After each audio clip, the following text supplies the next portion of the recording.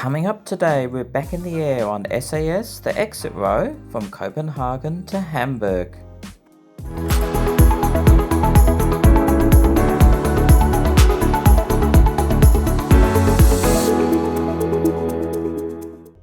Welcome back to Finding G-Spots. So we're flying SAS today from Copenhagen to Hamburg. It's the first time I've taken this airline, and this is from our European trip earlier on this year where we flew. Now it's a fairly short flight. It's only around about 50 minutes or so from Copenhagen to get to Hamburg, and we're flying on a Bombardier CRJ 900LR, the first time I've been on this jet. Now of course our trip starts in Copenhagen, where we had a fantastic time. We made our way to the airport, which is not a particularly large airport, quite a nice airport. Just unfortunately you have to do all the ticketing yourself. There's no real staff there to help you with check-in. It's a modern thing. I don't really like that. I think they should employ more staff.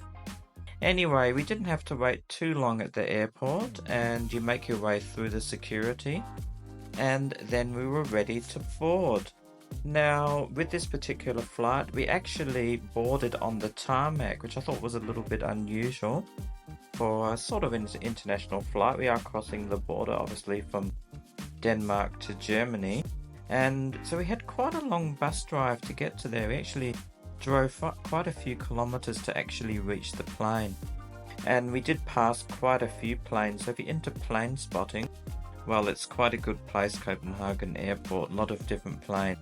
Now here's a look at the jet, quite a sleek looking jet.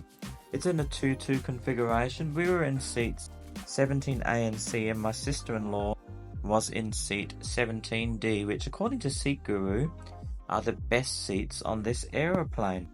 Now the seats were fairly comfortable, and I have to say the leg room was pretty amazing in them. They pretty much rival any sort of leg room that you get on an Australian business class flight. It was, yeah, quite interesting. So there you go, you can see how much leg room we've got there. You didn't need to be a professional basketballer really to be uncomfortable seated here.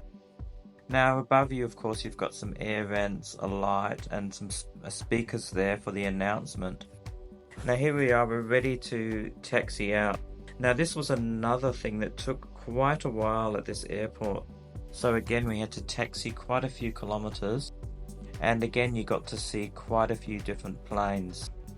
Now when we did this flight, we had absolutely beautiful weather. I have to say, it was really just glorious. So it was a fairly cloudless day, sunny day when we left Copenhagen. And as you'll see soon, you'll see some of the beautiful countryside we saw both in Denmark and Germany. So here we are, we've taken off. Sit back and relax and have a look at some of the beautiful countryside.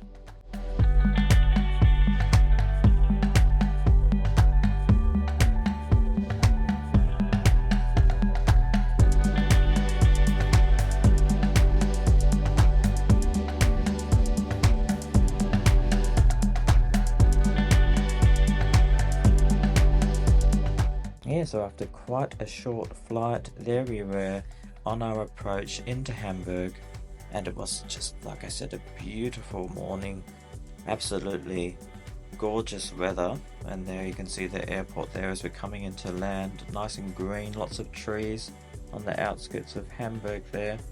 So just a really nice weather we had, and quite a smooth flight, not really any turbulence. And I didn't film the toilets because it was such a short flight. I didn't have to use them, and I don't believe there was a food service, but all in all it was quite a nice flight. And then you'll see as we come here into the terminal, again you get to go past quite a few carriers. Quite a busy airport, Hamburg. Maybe not quite as busy as Frankfurt, but still a lot of carriers use this airport, you know, being one of the major airports there in the northern part of Germany. So yeah, quite a nice plane that was. I quite enjoyed flying on that jet. And here we go into the airport itself, and I have to say I do like this airport a lot better than say Frankfurt or some of the other airports in Europe. Heathrow, I'm looking at you. This one is quite a modern airport, and for a German airport, very nice, and they seem to have less smoking areas than, say, in Frankfurt. And from there we took a train and we actually went to Frankfurt because that was where we left Germany for at the end of our holiday there. So overall that was a great flight, and you might have seen there in the text, it's an extra €30 to get those exit row seats, and I would say they're well worth it. Now I'll just point out that it's actually not that much quicker to fly than it is to catch the train. You may already have seen our review that we did. We took the first class train from Hamburg to Copenhagen. Here's a little bit of footage of it here, so you can go back and have a look at that review if you like, which documents our trip that we did to get to Copenhagen.